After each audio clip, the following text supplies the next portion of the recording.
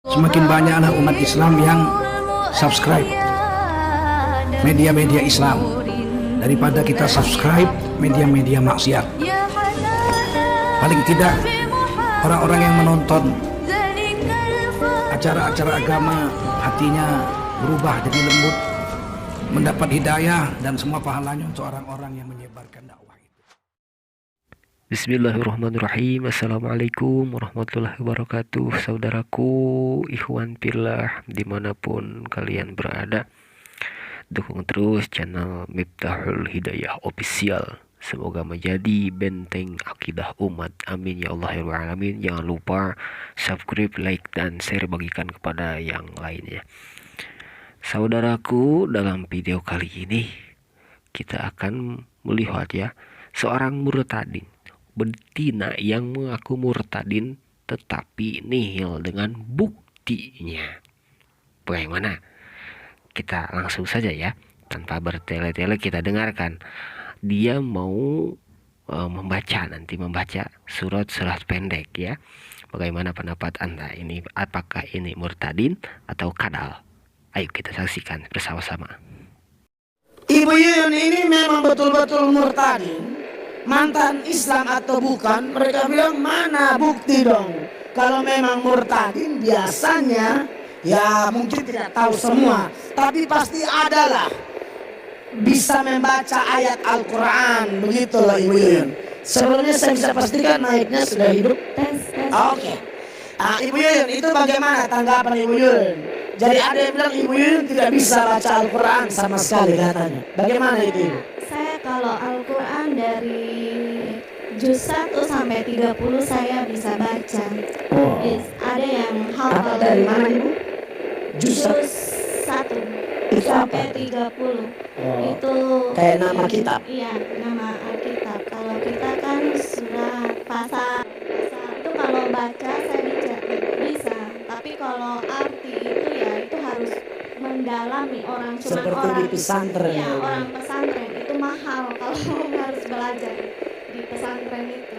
Oh, jadi kesimpulannya karena memang Al-Quran itu kan pertahankan bahasa Arab Ibu ya.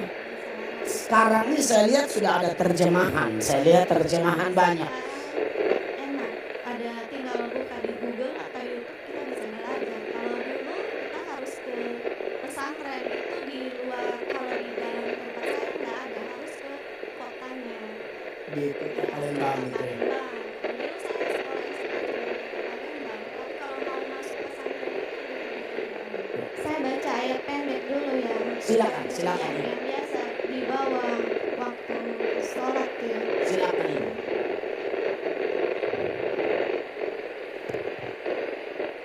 Kita mau baca berapa? Satu dua aja ya. Silakan. Bismillahirrahmanirrahim.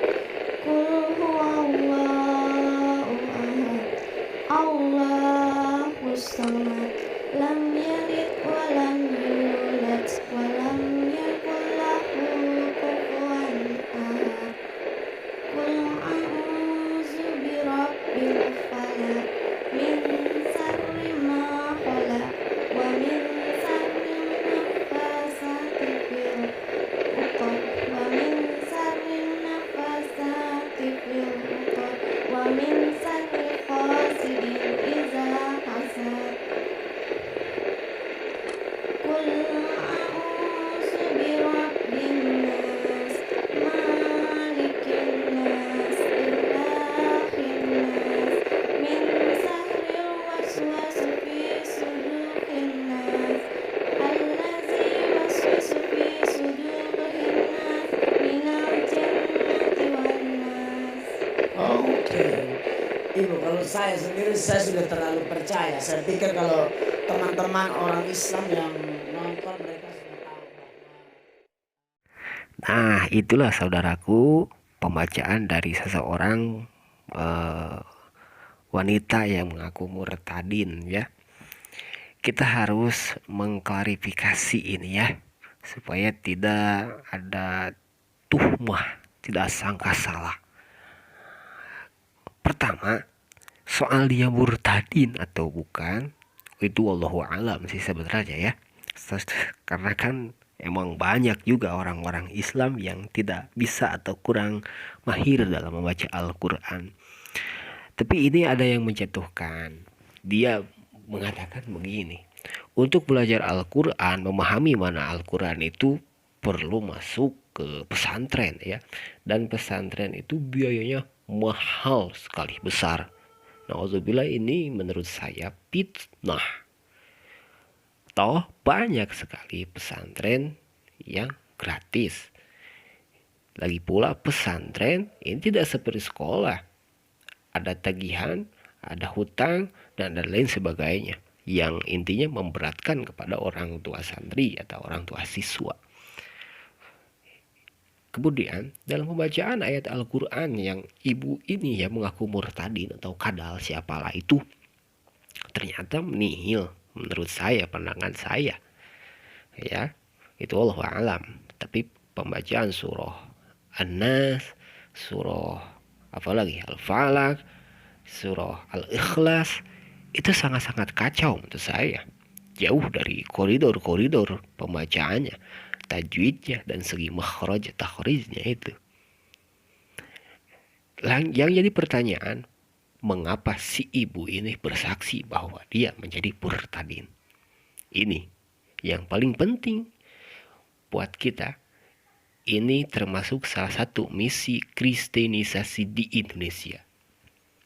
Banyak orang yang mengaku murtadin asal muasal dia seorang ustadz, seorang kiai, seorang ulama, cucu kiai, orang-orang besar.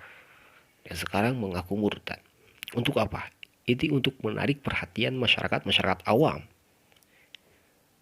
Dengan tidak secara langsung, golongan mereka mengatakan, lihatlah kiai itu sudah masuk agama Kristen, mengakui kebenaran Kristen, kebenaran Isa Al-Masih sebagai Yesus Tuhan. Nah, ini kan yang ditakutkan, nanti seorang yang awam itu, oh iya, ustadz saja, kiai saja, ulama saja masuk dalam Kristen. Lalu kita orang-orang yang bodoh, orang-orang yang awam, tidak berilmu, pasti akan masuk ke dalam agama Kristen. Nah ini yang ditakutkan, misi pemurtadan di Indonesia. Makanya oleh karena itu, mari sebarkan, jaga akidah, jaga umat, jaga keluarga kita dari misi pemurtadan mereka. Dukung terus channel-channel Islam, channel-channel dakwah Islam. Harapan channel-channel ini dengan channel ini, karena semakin canggihnya zaman modern, ayo kita dukung.